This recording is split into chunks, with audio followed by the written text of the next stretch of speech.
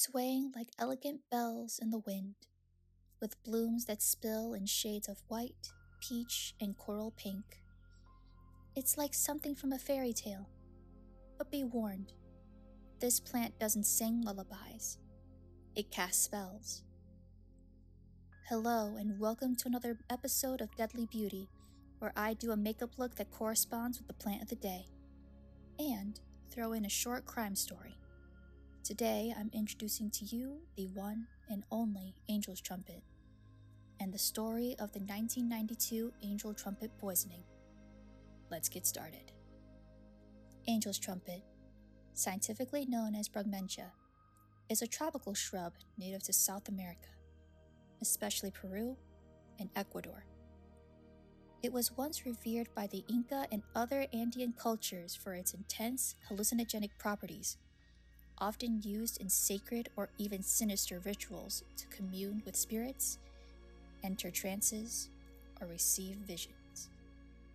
Every part of this plant, leaves, seeds, stems, and especially the trumpet-shaped flowers, is packed with tropane alkaloids like scopolamine, hyoscyamine, and atropine. These compounds affect the nervous system, and in the wrong hands, they don't just cause hallucinations. They erase memory, twist perception, and sometimes end life. Let me be very abundantly clear. Angel's Trumpet is extremely toxic. Ingesting even a small amount can cause paralysis, confusion, intense hallucinations, or death. It has been used in traditional medicine and dark folklore alike, but its risks far outweigh any rumored benefits. This plant should be admired from afar, not tasted, not brewed, or experimented with. But what happens when that admiration turns into obsession? Let's rewind to 1992, to Florida, where a story unfolded that blurred the lines between curiosity, chemistry, and catastrophe.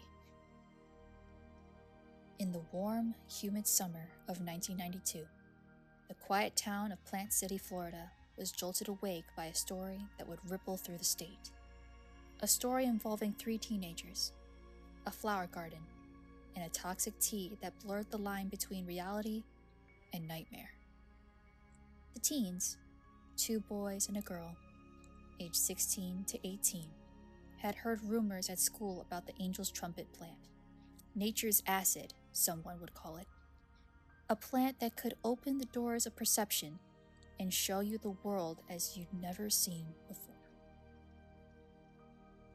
Late one night, the group snuck into a neighbor's yard, someone they knew wouldn't notice, and clipped a few of the massive trumpet-shaped blooms.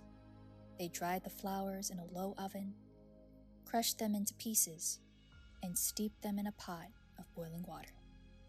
They drank the tea around midnight. What followed was chaos. Within 30 minutes, the girl began screaming at shadows on the ceiling, convinced insects were crawling beneath her skin. One of the boys curled into a ball, crying that his reflection wouldn't blink back at him. The third, the oldest, wandered outside, stripped off his clothes, and began walking down a residential street in a trance, muttering about angels and war. He collapsed on a neighbor's lawn, completely unresponsive. When paramedics arrived, none of them could form full sentences. Pupils blown wide, pulse erratic, sweating, but ice cold. The girls seized on the way to the hospital. One boy had to be restrained.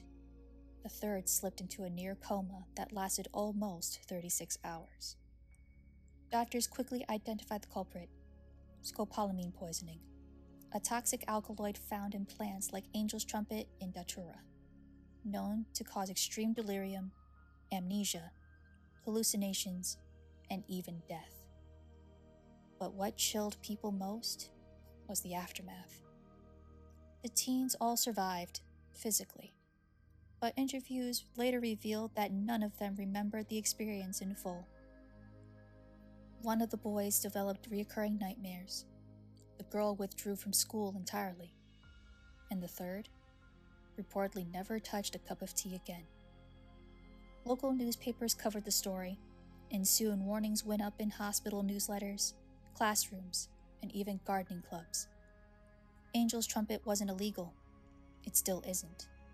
But after that incident, several Florida towns quietly asked homeowners to remove the plants from view, especially near schools, because no one wanted another child to sip something so beautiful and so unforgiving. So, the next time you pass by a trumpet-shaped flower swinging gently in the wind, ask yourself, what stories does it hold? Because though the bloom was made by angels, its kiss can lead not to heaven, but a dream you'll never wake from.